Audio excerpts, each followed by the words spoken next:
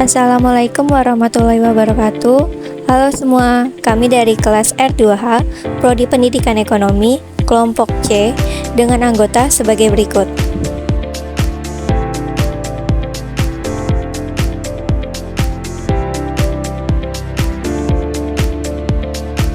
Dalam kesempatan ini, kami ingin menyampaikan materi dari mata kuliah Ilmu Kealaman Dasar dengan dosen pengampu Ibu Mimanisma, SEMM.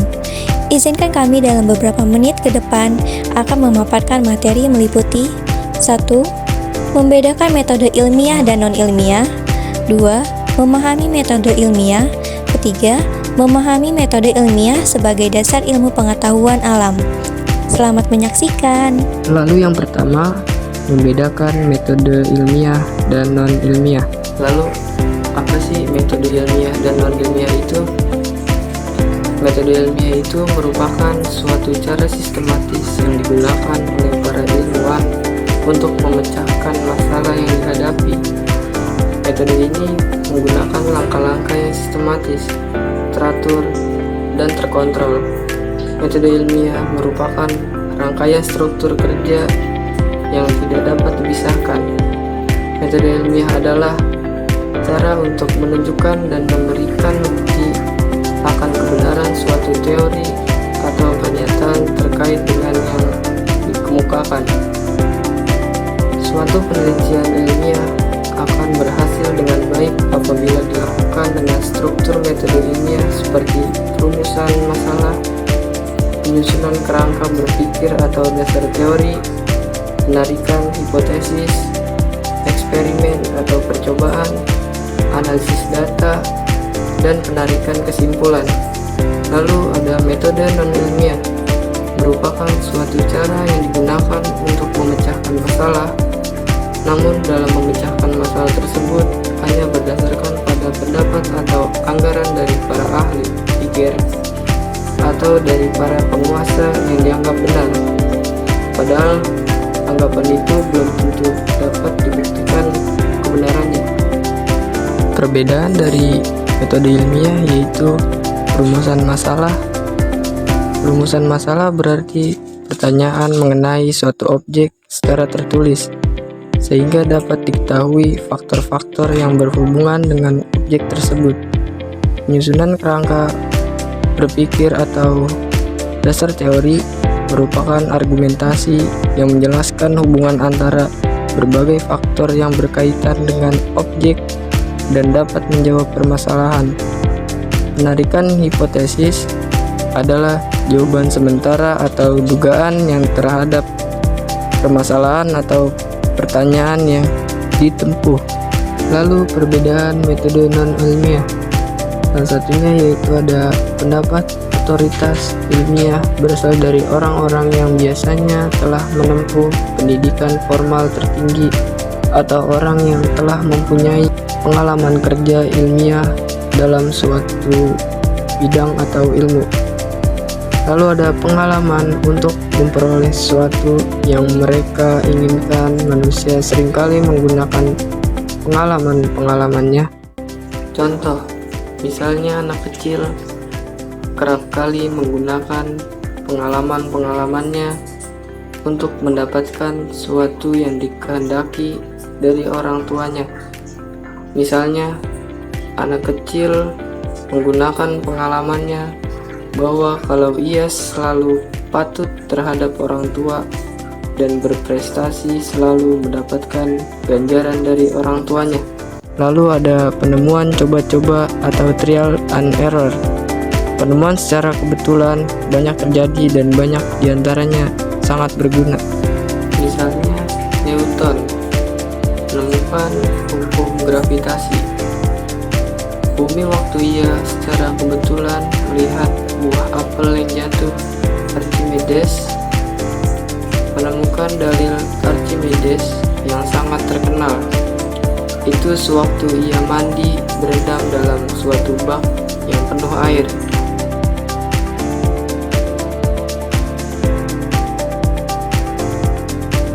Metode ilmiah berarti eksperimen atau percobaan untuk menguji hipotesis dapat dilakukan dengan melakukan observasi dan percobaan atau eksperimen.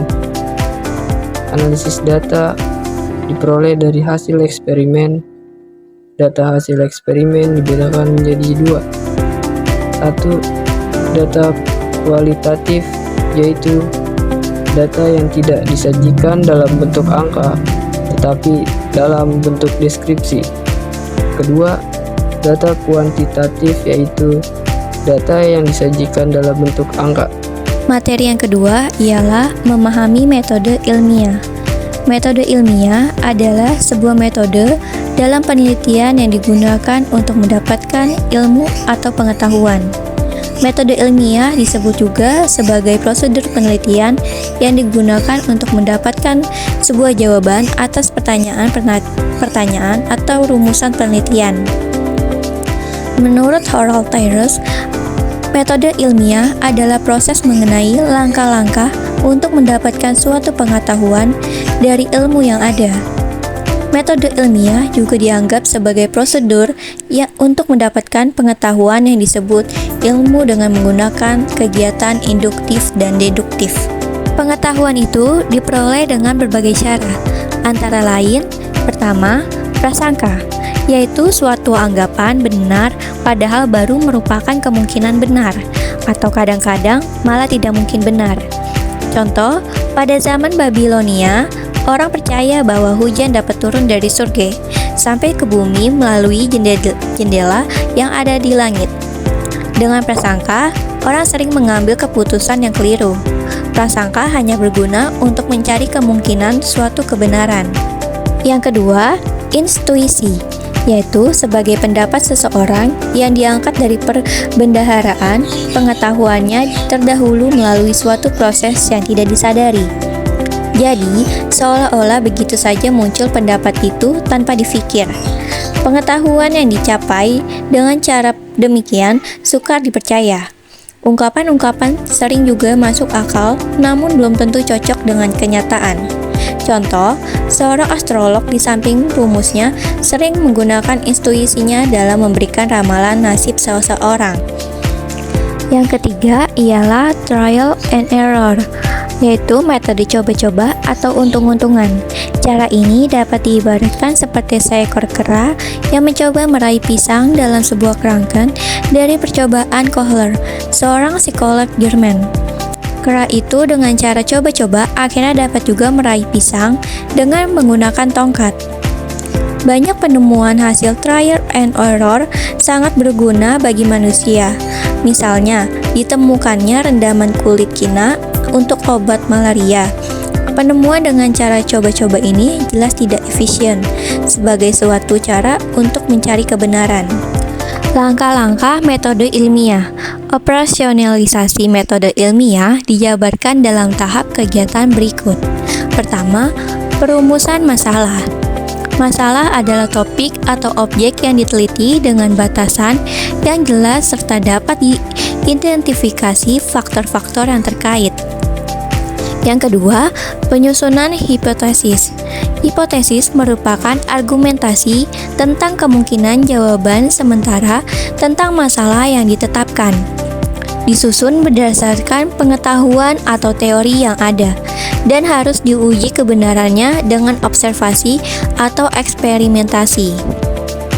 Yang ketiga, pengujian hipotesis. Pengujian hipotesis merupakan usaha pengumpulan fakta yang relevan dengan hipotesis dan diuji apakah fakta tersebut mendukung hipotesis yang diajukan. Dan yang terakhir, penarikan kesimpulan. Kesimpulan diambil berdasarkan hasil analisis data untuk melihat apakah hipotesis yang diajukan dapat diterima atau tidak.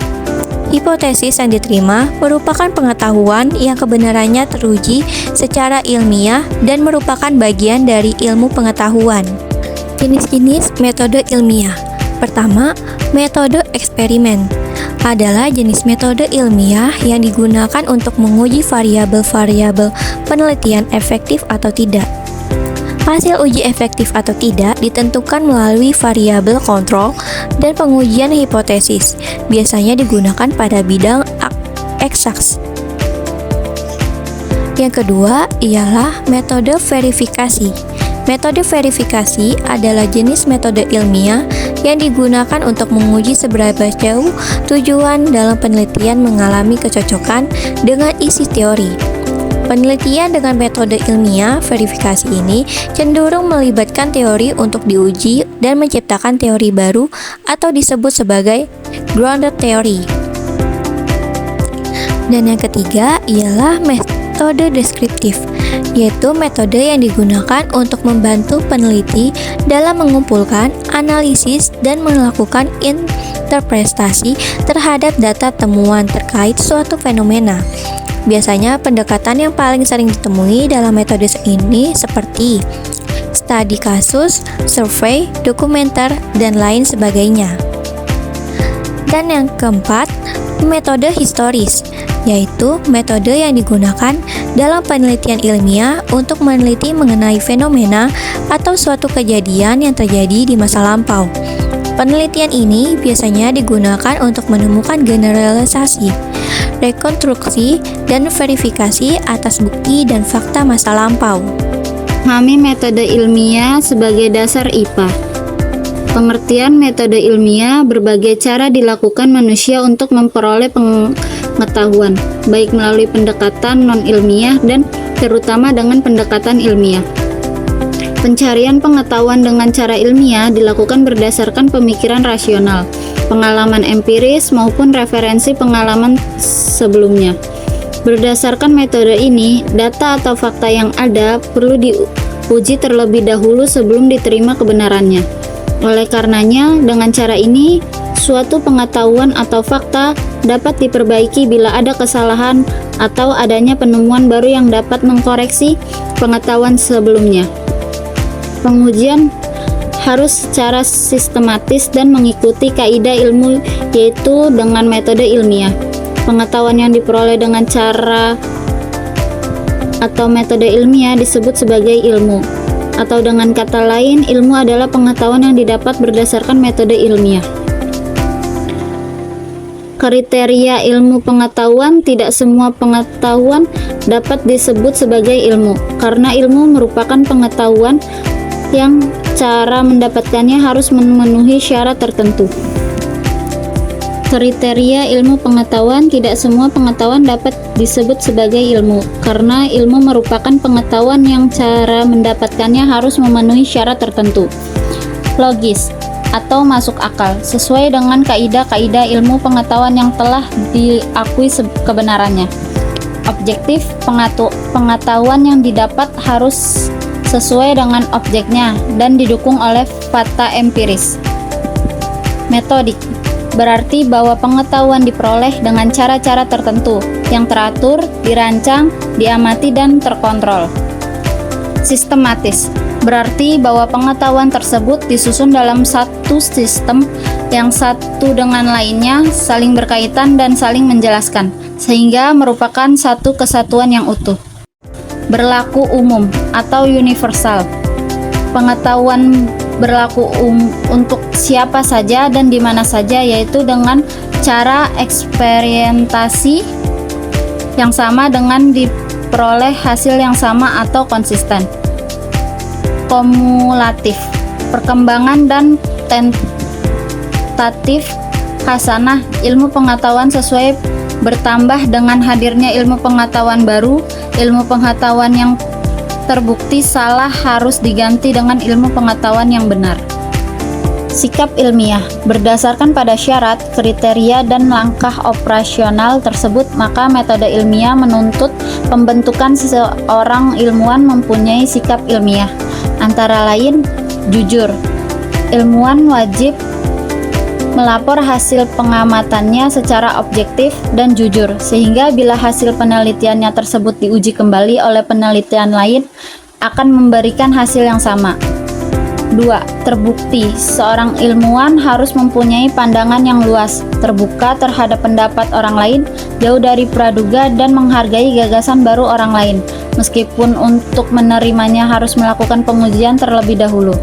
3. Toleransi. Seorang ilmuwan tidak akan merasa dirinya paling hebat bersedia belajar dari orang lain atau membandingkan pendapatnya dengan orang lain, serta tidak pernah memaksakan pendapatnya pada orang lain. Keempat, skeptis. Dalam mencari kebenaran, seorang ilmuwan akan bersikap hati-hati, meragukan sesuatu dan skeptis, tetapi kritis sehingga akan menyelidiki dahulu bukti-bukti yang mendasari suatu kesimpulan, keputusan, atau pemecah masalah. Kelima, optimis. Seorang ilmuwan tidak akan mengatakan sesuatu tidak dapat dikerjakan sebelum memikirkan dan mencoba pengerjaannya terlebih dahulu. 6. Pemberani. Sifat ilmuwan yang selalu mencari kebenaran, maka akan berani melawan ketidakbenaran, kepura-puraan yang menghambat kemajuan meskipun harus merugikan dirinya sendiri. Sifat pemberani ini dicontohkan oleh Copernicus dan Galileo mengenai keyakinan tentang heliocentrisnya yang sangat bertentangan dengan kepercayaan dan penguasa saat itu yang mempercayai paham geosentris. Yang ketujuh, kreatif dan inovatif. Selalu ingin menciptakan, memvariasi sesuatu yang baru, terutama guna mendapat nilai yang tambah. Heliocentrisme adalah salah satu teori kontroversial yang ditemukan oleh Nicolaus Copernicus. Teori ini menggambarkan bahwa matahari adalah pusat di alam semesta, dan ia menentang geosentrisme yang menempatkan bumi di tengah. Teori ini bertentangan dengan prinsip-prinsip gereja dan isi Alkitab pada waktunya. A few moments later.